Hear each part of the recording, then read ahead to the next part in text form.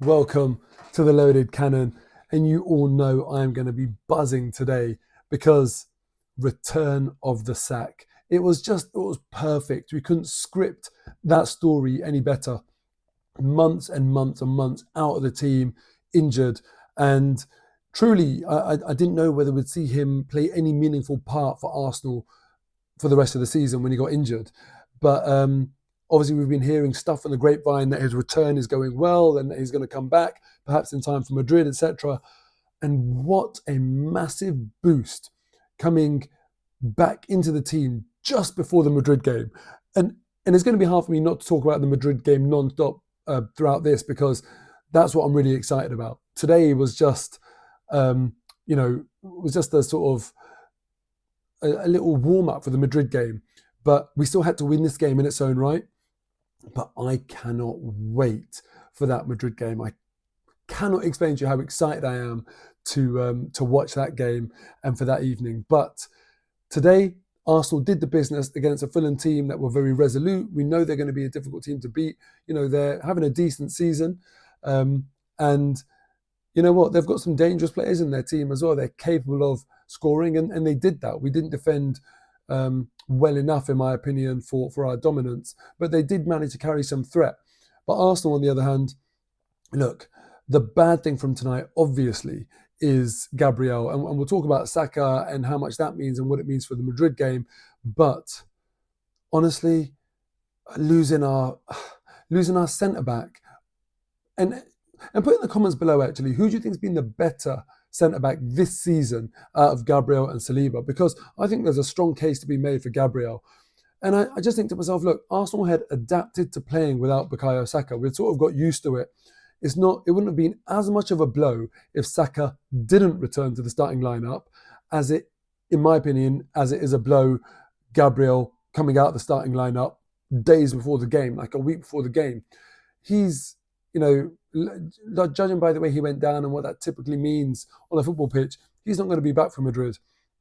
And now we all of a sudden have to adapt to playing without him. Look, Kivior came on today. We cannot have that. I don't know about Ben White's fitness. If he comes in, look, he's an accomplished centre-back. But really, you want Gabriel Saliba. That is the key. They are the best partnership in the Premier League, you could say. And that's what we need coming up against Mbappe and Vinicius and Rodrigo, Bellingham from deep. It's going to be a massive blow to Arsenal to have Gabriel out of the team. So I love Saka so much and I rate him so highly that yes, it's massive that he's back in the team. And obviously he showed that he always just manages to be in the right place at the right time and score the goal. But if someone had offered me this deal that you get Saka back, not even having played a whole 90 minutes, but you have to have Gabriel out, I don't think I would have taken it. I really don't think I would have taken it. That's how important I think Gabriel is to this Arsenal team, and especially when you're coming up against a team like Real Madrid. Let me know in the comments below whether you would have taken it, whether you think that overall Arsenal are stronger with Saka coming back, obviously not going to be fully match fit, and Gabriel going out. I wonder if Arteta will risk Saka for the 90. That's the question. He looked good, he looked sharp when he came on, but it's not like playing the whole 90 minutes, and you don't want to bring him back too soon and risk it because, we've still got potentially some really important games to play for this season if we get past Real Madrid. But anyway, I'm so excited about that game. It's, a week away from it. I'm salivating about heading to the ground to watch Arsenal take them on.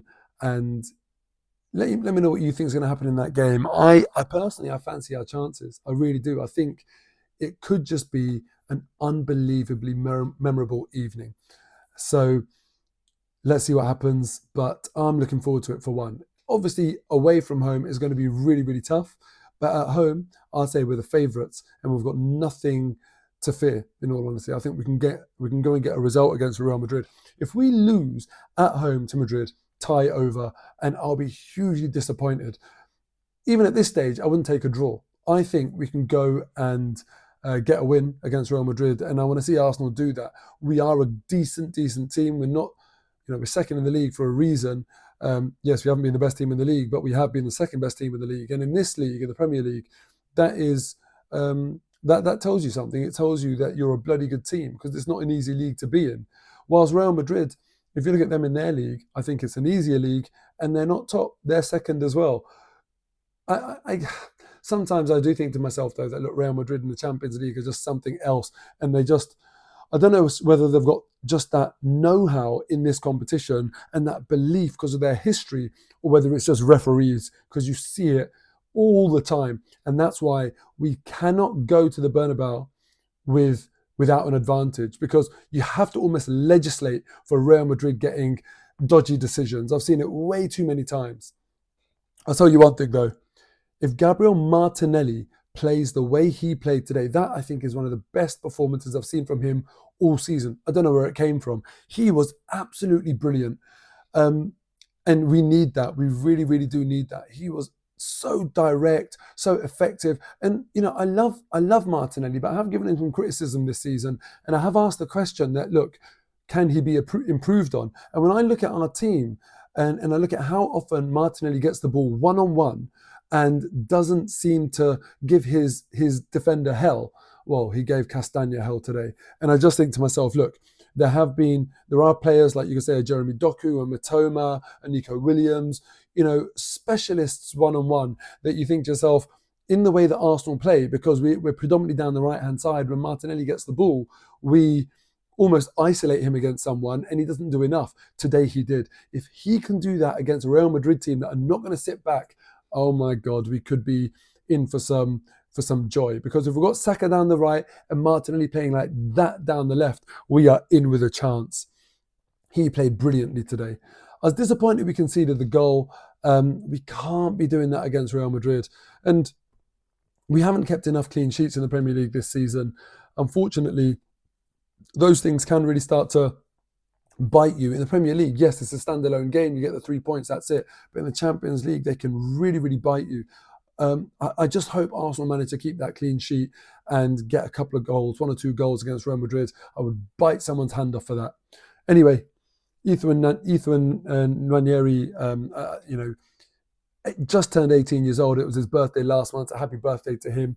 Unbelievably special talent. I would love to see him do something memorable, something unbelievable against Madrid. To play against those Spanish giants at such a young age with so much potential and so much excitement around him, it would be incredible to see him do something. And he'll be well up for that game. He's just that sort of character. So we've got enough threat, even without a striker, to do something against Madrid. Fingers crossed we do it. One step closer to, putting that, just sort of being behind Liverpool. We had to do that today, and we've done that. 8 games left now. Liverpool have got 9 games left, 9-point lead. I can't see it happening, obviously, but if they lose one game, then it could start to get really interesting. But we had to do what we did today, and we did it. Return of the sack. I'm buzzing. Take care. See you against Madrid.